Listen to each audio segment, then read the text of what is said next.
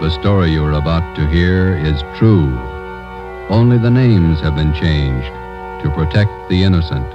Fatima Cigarettes, best of all long cigarettes, brings you Dragnet.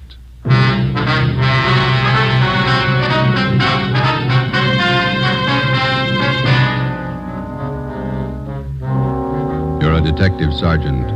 You're assigned to bunco detail. An expert confidence man has resumed operations in your city. His criminal record dates back 35 years. He's a master in the art of the gentle swindle. Your job, stop him. If you want a long cigarette, smoke the best of all long cigarettes. Smoke Fatima. Fatima is the long cigarette which contains the finest Turkish and domestic tobaccos superbly blended to make Fatima extra mild. And that's why Fatima has a much different, much better flavor and aroma than any other long cigarette. That's why Fatima has more than doubled its smokers coast to coast. So, enjoy Fatima, the best of all long cigarettes. It's wise to smoke extra mild Fatima. It's wise to smoke extra mild Fatima.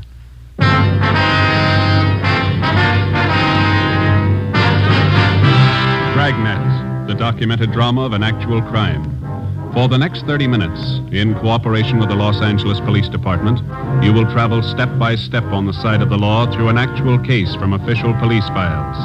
From beginning to end, from crime to punishment, Dragnet is the story of your police force in action. It was Tuesday, July 28th. It was warm in Los Angeles. We were working the day watch at a bunco detail. My partner's Ben Romero. The boss is Thad Brown, chief of detectives. My name's Friday. I was on the way back from the record bureau, and it was 10:45 a.m. when I got to room 38, bunco fugitive detail. Friday? Captain, they're bringing him in now. Sit down. Thanks. There's the mama sheet on him. Oh, Gentleman Wallace. I thought he was out of our hair for good. So did I. The list turned up. I heard he was working New York. Look at the package on this guy. Feels like a good-sized dictionary. Yeah. Check the date of his first arrest there. June 2nd, 1913. He's been in and out of jail all over the country. Look, Lane County, Oregon, forgery. Bum check beef, San Francisco, 1914. Embezzlement, Santa Ana. Parole violation, Seattle, Portland. More checks, Reno. Billings, Montana, forgery, 1920. Dayton, Ohio, Pittsburgh, New York, grand larceny. Bunco Raps, Las Vegas, Cleveland, Chicago. That's only the first page. There's a couple more there. Yeah, reads like a novel. Just about as long. What's the story on Wallace this time? What have we got? He reached a couple of used car dealers Saturday. Took him for $2,000 each, and we can't touch him. Why not? How'd he work it? Well, Saturday afternoon, he went to a car lot on the corner of South 3rd and Washington. He bought a 1948 Lincoln sedan. Showed him his identification, wrote a check for $1,500 for a down payment, and drove away. Another bum check deal. That's a little more than that. About 45 minutes after he left, he drove into another used car lot 2 blocks away from the place where he bought the Lincoln. Yeah. Told the salesman there that he didn't like the car and he wanted to trade it in on another one. The salesman offered him $900 less than he paid for it. Wallace accepted and offered them a personal check to cover the balance. And the salesman went for it? Almost. Wallace seemed so anxious to get rid of the car that the clerk got suspicious, but it was late Saturday and he couldn't call the bank on Wallace's check. So he called the place where Wallace bought the car. That's right. We found out that the sale was made less than an hour before and that Wallace had given them his personal check for it. And then the 2 used car dealers got on the phone, decided that Wallace was pulling a fast hustle, called a cop and had him jailed. Hold that light a minute, will you? Thanks. Yeah, then what? Well, when the banks opened Monday morning, they called about Wallace's account. He had enough money in to cover both checks. Wallace got a lawyer and threatened suit against the 2 car dealers. He had both of them cold. They settled out of court for $2,000 apiece. Quick deal. Sounds like a master. He's been grifting for 35 years. Knows the con game any way they want to play it. We can't even book him on a VAG charge. He's got a job. And who's he working for? Plastic outfit out in Pasadena. Salesman. Is he registered under 5238? He is. No, just a minute. Yeah? All right, send him in. Romero, he's got Wallace with him. Captain? Ben? Wallace, this is Captain Bryce. Captain, I'm very happy to know you. I've heard a lot about you. Yeah. Sergeant Friday, how are you? We'd like to talk to you, Wallace. Sit down. Oh, thanks. warm out today. Perspiring. Now, what is it I can help you gentlemen with? Always glad to cooperate. You don't have to give us a build-up, Wallace. We're not buying. You know me better than that, Sergeant. No point in making this visit an unpleasant one. Cordiality, that's a secret. My mother always used to tell me that. She used to say... Look, mister, you're not here to get the keys to the city hall. You're here for investigation. I'm here out of courtesy, Captain. My lawyer informed me I didn't have to come. I don't believe in making enemies, that's all. For a guy that's not trying, you've done pretty well, haven't you? Now, how long do you plan to stay here in town? Los Angeles is my home. It's my place of business. That's fine with us, Wallace, just as long as it's honest. Now, let me hand you a piece of advice. You try copping any more jobs in this town, and we're going to lean on you, understand? I don't think I do understand, Captain. The incident with the used car dealers, I hope that isn't what upset you. You guessed it, and it better be the last caper you try around here for a long time. I had every right to take action against those car dealers. False arrest. They humiliated me. They damaged my reputation. Here's your reputation, Wallace. 35 years of it. 10 jail terms, larceny, bunco, forgery. Have you ever heard of rehabilitation, Sergeant? Oh, yeah. I did my time. I don't owe them a day. I've got an honest job. I've been off the grift for years now. And take a hint, Wallace. Stay off. You'll do better. That's all, Wallace. Just remember, the next time we tag you, you're going to fall hard. You got it straight? Captain, I've been square since I got to town. I'm not switching. Is that it? That's all. Well, that wasn't so bad. Would you gentlemen care to have some lunch with me at the club? Just a snack? No, thanks. Sure, I can't persuade you. Club's just up the street. Fine food. Some other time, Wallace. Goodbye. Well, goodbye, Sergeant. Goodbye to you, Captain. Yeah. Well, we gave him the word. I don't know how much good it's going to do. What do you think, Skipper? Two things about grifters. They never retire and they never change. Watch him. For the next 4 months, Charles Wallace was kept under surveillance. From his daily actions, there was nothing to indicate that he'd returned to his former profession of confidence man. From experience, we knew it was too good to be true. For a man who had worked the con game from every conceivable angle for as long as Wallace had, chances of his going straight amounted to less than 1 in 1,000. Just as a dope addict is a slave to drugs, the full-fledged con man or grifter is obsessed with the idea of swindling for a living. He loves his work and he takes pride in it, just as much as a doctor, a lawyer, or any legitimate professional man. He has a life and a code of ethics all his own, even has his own language. The grifter's victims are wealthy, middle class, and poor, and many more than the average citizen imagines. Wednesday, December 1st, 1 p.m. Ben and I had lunch and checked back in at the office. Food's getting better at the cafeteria, don't you think? Well, beef stew is pretty good. You got an extra coat hanger in your locker? Oh, yeah. Yeah, here you are. Yeah, thanks. Hi, Colin. Joe, do you see this report the post office detail sent over? You mean that Lonely Hearts ad? No, this is a different one. Real twist. How you mean, Harry? Let me look, huh? Here. Barney Grant, that's the name he uses anyway. A couple of weeks ago, he planted a small want ad in the newspapers around town. Been cleaning up ever since. How'd he work you? Here, take a look at the ad he was running.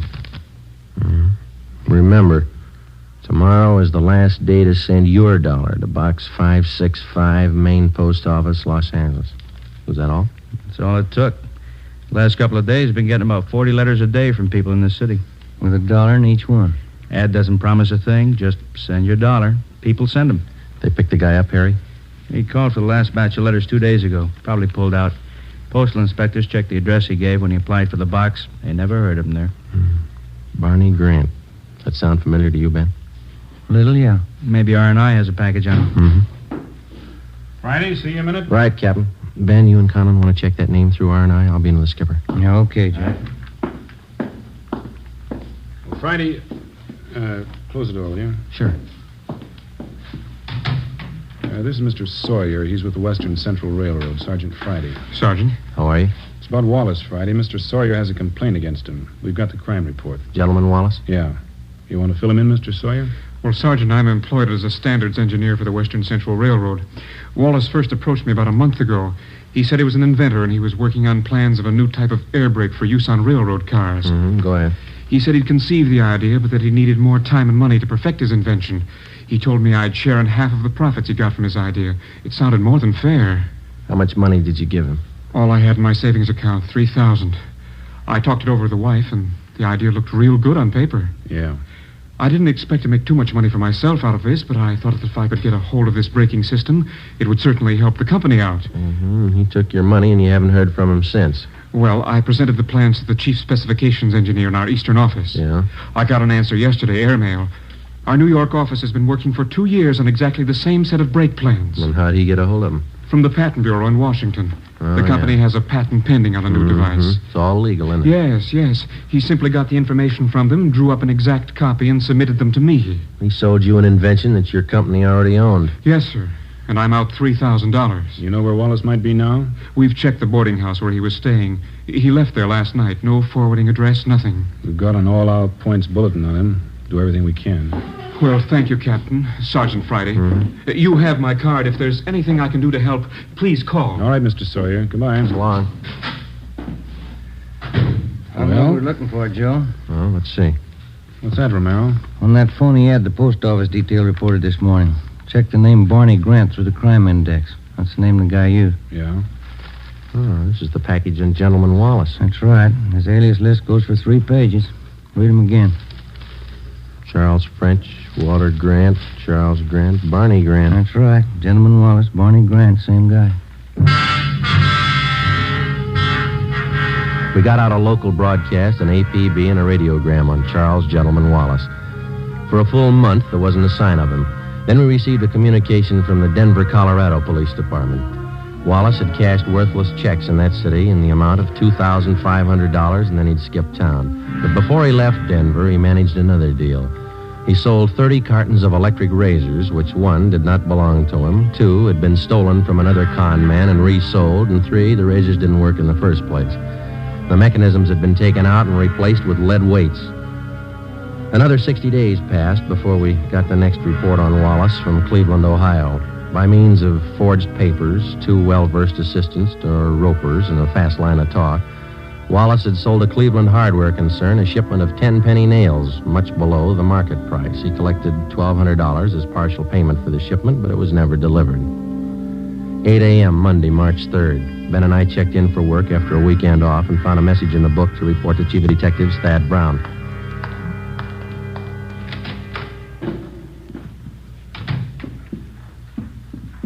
Chief, you wanted to see it? Come in.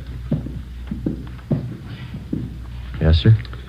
Gentleman Wallace is back in town. Where'd you get that? Guy by the name of Patterson. So, All right, thanks. Egan, have Patterson brought to the interrogation room. Is that Mouse Patterson, Skipper? Yeah, small-time grifter. He was running with Wallace as late as a month ago back in Pittsburgh. When was Patterson picked up? Last night at a big hotel out in Hollywood. He was working a fast deal. You think he came to town with Wallace? I know he did.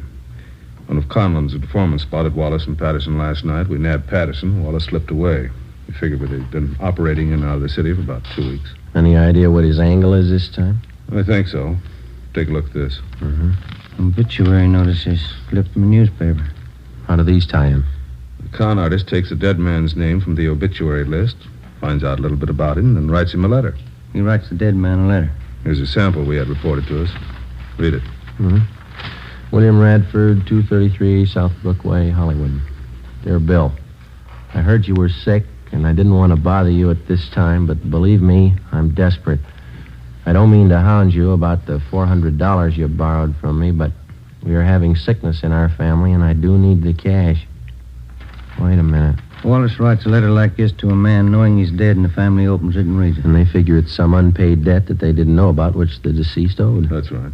And the con man collects. Yeah. Letters been showing up right in the middle of funeral arrangements. The family's bereaved, grief-stricken, they're caught off guard. They don't suspect anybody could be that ruthless, so they pay off what they think is a legitimate debt. That sets a new low, doesn't it? Excuse me. Ron speaking. All right, thanks. I got Patterson in the interrogation room. You 2 questioning, find out everything you can. Right, Chief. When you're through talking to Patterson, you can start checking on these names. What's this? It's a list of all the names that appeared in the obituary column in today's paper. It's a long list. Don and Myberg are checking half. You and Romero take the rest. Right. Get to those families before Wallace does. We went down the hall to the interrogation room and questioned Patterson for an hour and a half. He denied that he even knew Wallace. He refused to tell us anything. We had Patterson return to his cell in the county jail, and Ben and I started up to check with the relatives of the deceased who appeared in the daily obituary list. Adams, Connolly, Craig, Denberg, Donzetti, Edmonds, Fowler. None of them had received letters claiming payment of secret debts owed by the deceased. Well, there are more pleasant jobs than bothering families with an investigation in the middle of their sorrow. It wasn't easy, but it was necessary. The 8th name on the obituary list was Foreman, Carl J. He was survived by his wife, Jean. She lived at 5821 Santiago Street out in the valley. We're sorry to intrude at a time like this, Miss Foreman. We know how you must feel, but it's an important matter. That's all right, Sergeant. Carl was sick for so long, probably better this way. What did you want to know? Since your husband passed away, have you received any letters asking for payments on a debt that he might have owed to somebody? It's funny you should ask. Yes, I have. I got it yesterday. Yesterday, huh? Do you know the man who wrote the letter? No, I didn't. I took it for granted that it was someone Carl knew in the Army. Someone he'd borrowed from. And how much money was it he said your husband owed him? $400. There's a letter over the mantel. I'll get it for you. Fine. Here it is. Thank you. Signs his name Howard Michaels. Has this man contacted you since? Why, yes, he has. He called me last night and said that he'd just heard about Carl. He apologized for writing the letter. Said he had some medical bills of his own to pay. I went to the bank this morning and got the money for him. Is there anything wrong? And he's supposed to come here and get the money? He already has about 2 hours ago. He seemed to be a very good friend of Carl's. Ben, you got that mug shot on? Yeah. Yeah, here it is. I don't understand, Sergeant. Is, this the man who picked up the money this morning? Yes, that's Mr. Michaels. Don't you think he was Carl's friend? I don't think so, Miss Foreman. But no one would do that. Who could be that low? You're looking at his picture, Miss Foreman. His name's Wallace.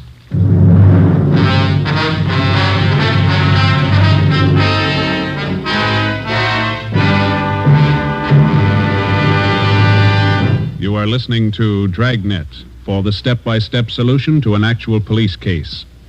Here, step by step, are the reasons why Fatima has more than doubled its smokers from coast to coast. Step 1. The name Fatima has always stood for the best in cigarette quality. Step 2. Long cigarette smokers discover Fatima has a much different, much better flavor and aroma. Step 3. Long cigarette smokers find Fatima extra mild.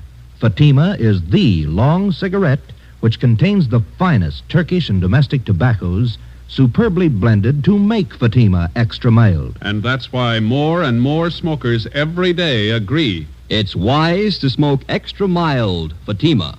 It's wise to smoke extra mild Fatima. Yes, the name Fatima on that golden yellow package is your insurance of an extra mild smoke. So, enjoy Fatima, the best of all long cigarettes.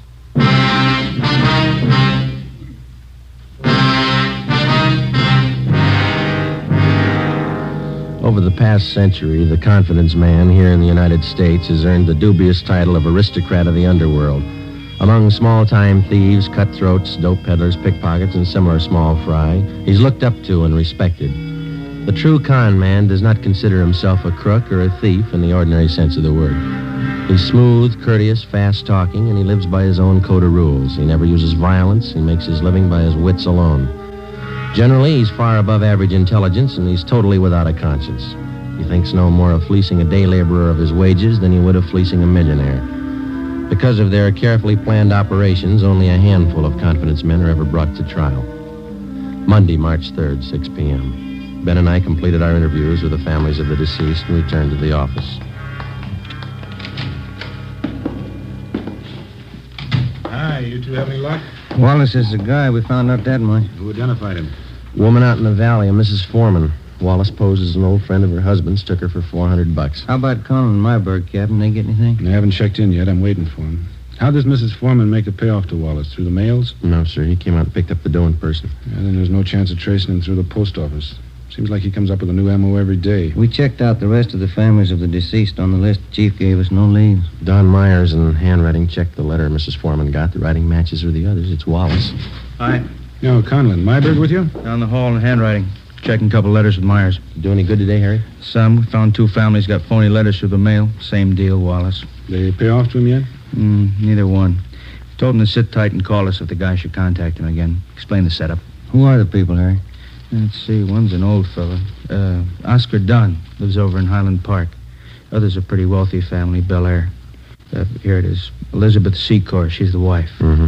Husband's name, Burton James Secor. Investment broker. Died day before yesterday. How much of a debt is he supposed to have owed? The guy in the letter claims $1,200. Signed himself William Kilbright. The letters mention anything about how the payoff's supposed to be made? The guy wrote he'd contact him by phone first, then make arrangements to meet him. Both families will call as soon as they hear from him. Now, if he doesn't change his M.O., we're set. Conlon, you and Myberg stick with the family in Highland Park. Make sure they understand perfectly what the setup is. If Wallach makes a contact, be there. Okay, Cap. Joe, you and Ben cover the family out in Bel Air. Okay, you got Secor's address here? Well, here's a crime report. It's got all the dope. Good. Well, Now, I'll grab it. Bunko, fugitive, Conlon. Yes, ma'am? When? All right, thanks. We'll take care of it. Secors. Wallace just called him. what's the pitch? Wants to pay his respects. He's going to visit him tonight. 7:35 p.m. Monday, March 3rd. Ben and I drove out to Bel Air to the Secor place. It was an English-type mansion with a circular driveway out in front. The wake for Mr. Secor was being held in the living room. The butler showed us into the library where Mrs. Secor was waiting. She told us everything that had transpired since she first received the letter from Wallace following her husband's death. She said Wallace had promised to be at her home promptly at 9 p.m. We waited. 9 p.m. came and went. We told her that if the suspect should call, to make any concessions, to agree to anything in order to set up a meeting with him. At 10 minutes past 10, the phone in the library rang. Mrs. Secor answered it. I listened in on the extension. I'm terribly sorry, Mrs. Secor. I did want to get out to pay my last respects, but I'm afraid that will be impossible. Oh, I'm sorry you won't be able to come. I'd like to settle up that debt, the money that Burton owed you. I do hope you understand, Mrs. Secor. It's very difficult for me to bring up such a subject at this time of your bereavement, but I do have need of the money. You see, it's my wife. She's quite ill, and, well, there are medical expenses to be met. Oh, I understand. When would you like to come for the money? Well, would tomorrow be all right? My husband's funeral is tomorrow. Oh, I see. Well, where will that be? At the cathedral on Sunset Boulevard. A requiem mass at St. Mary's at 9 o'clock. Well, since I don't want to bother you personally anymore, I wonder if it would be possible for you to leave the cash with the head usher there at the church. Well, yes, all right. I think that would be the best way. All right, then. Good night, and thank you. Yes, good night. I'm sorry. I know that's not easy for you. That's all right, Sergeant. It's strange, isn't it? What's that? One man burns out his whole life making money. The next man spends his time trying to steal it. What does it all mean? I don't know. We got 2,600 men down in the county jail. They all think they've got the right answer.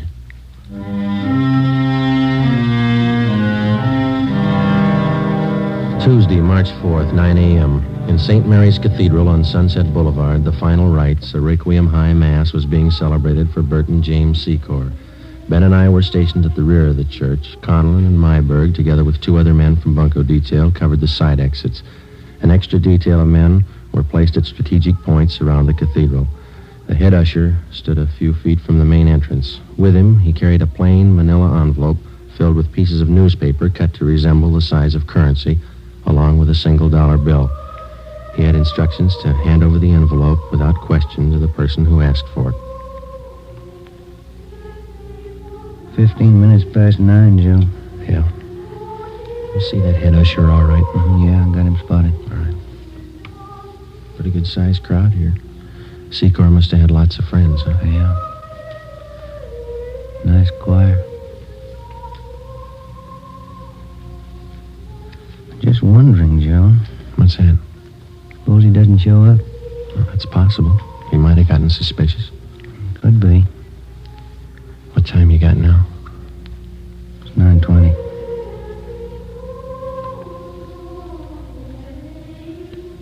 Joe, look.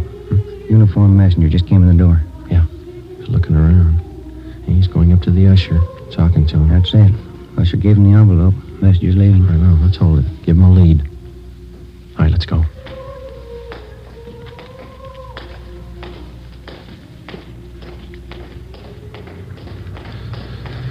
Now, let's go, Ben. Don't lose him. He's getting into that cab. Come on. Slide over. You got the cab number? Yeah, let's move. 10:30 a.m. Ben and I trailed the cab to a bus depot in downtown Los Angeles. We followed the messenger in and watched him check the manila envelope in a key locker. We waited. At 11:45 a.m., another uniformed messenger entered the bus depot, picked up the envelope, and left. We followed him to the Union Railroad station, where he left the envelope at the traveler's aid desk. At 3 p.m., the envelope was still there, unclaimed. No sign, Joe. What do you think? It's a pretty fancy switch he's got worked out. Yeah. What time's the next train leave? 3:25. Coast Limited for San Francisco. 3:21 now. Wait a minute. See that porter over at the desk there? I'm talking to that girl there. I don't know. That's it. She's giving him the envelope. Come on. Yeah.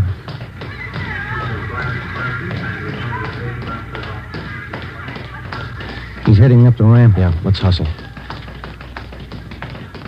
You turn up the left? Yeah. Passenger platform. Coast Limited. Not much time. Come on, run. Come on, Ben. Where'd the porter get on? Next car. Come on, run. Let's jump.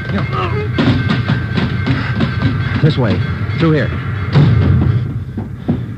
That the same porter? Yeah. He's knocking at the door to that compartment, handing in the envelope. That's it. Let's go. Yeah, it's locked. Knock. Yes?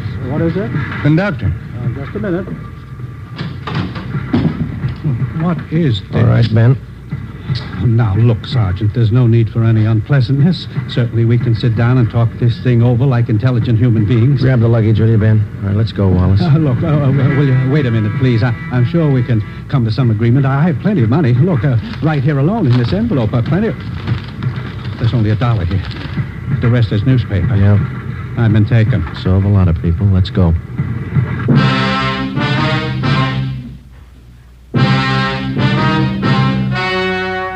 The story you have just heard was true. Only the names were changed to protect the innocent. On June 23rd, trial was held in Superior Court, Department 87, City and County of Los Angeles, State of California. In a moment, the results of that trial. It's amazing how many long cigarette smokers are changing to Fatima. Here is the actual report. From coast to coast, Fatima has more than doubled its smokers. Yes, more and more smokers every day are discovering that Fatima is the best of all long cigarettes. Long cigarette smokers find Fatima has a much different, much better flavor and aroma. Long cigarette smokers find that Fatima is extra mild because it's the long cigarette which contains the finest Turkish and domestic tobaccos superbly blended to make it extra mild. So enjoy extra mild Fatima, best of all long cigarettes. It's wise to smoke extra mild Fatima. It's wise to smoke extra mild Fatima.